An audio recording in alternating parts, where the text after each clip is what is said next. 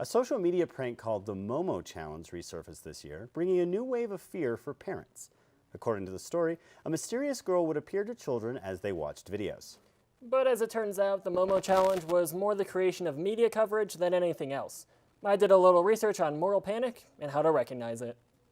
Earlier in the year, the face of a disfigured girl was haunting the internet, scaring kids and their parents. The girl's name is Momo, and the rumor is that she appears in children's videos to tell viewers to perform harmful and sometimes deadly acts. But it seems that she's been appearing in TV news stories much more often than in children's social media feeds. With intense coverage from the media and no reported incidents involving self-harm, Zachary Fountain with Flagstaff Schools says Momo is about as real as Bigfoot. We had reported to us was basically that we had students that had concerns based off of things that they were seeing, whether it was in news reports or in news reports that were shared on social media in and of itself.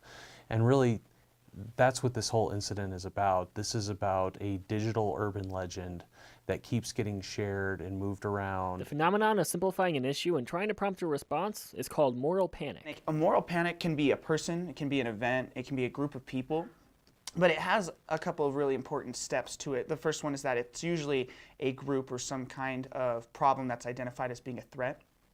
Often we try to simplify or relate this problem to another issue, and we raise it to public concern. And that often tries to prompt responses from, in most cases, it's usually the criminal justice system. And this isn't the first time the media has made a mountain out of a molehill. 1980s, 1990s, there were video games, board games like Dungeons and Dragons. There was also this relation to certain types and practices of video games, Dungeons and Dragons, metal music being related to also satanic practices. So we've seen moral panics exist throughout the decades. It can sometimes be hard to tell the difference between relevant stories and moral panic.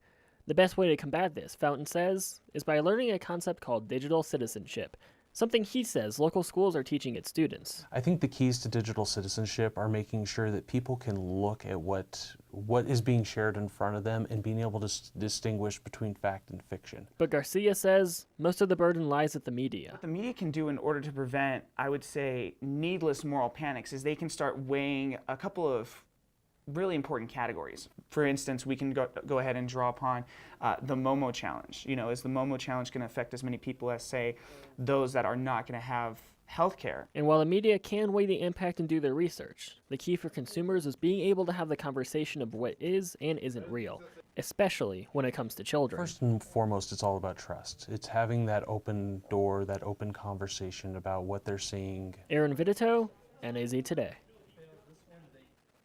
And of course, here at NAZ Today, we always try to provide you with accurate and relevant news, but we aren't perfect. So if you have any concerns, let us know by messaging us on Facebook or emailing us at newsroom@naztoday.com.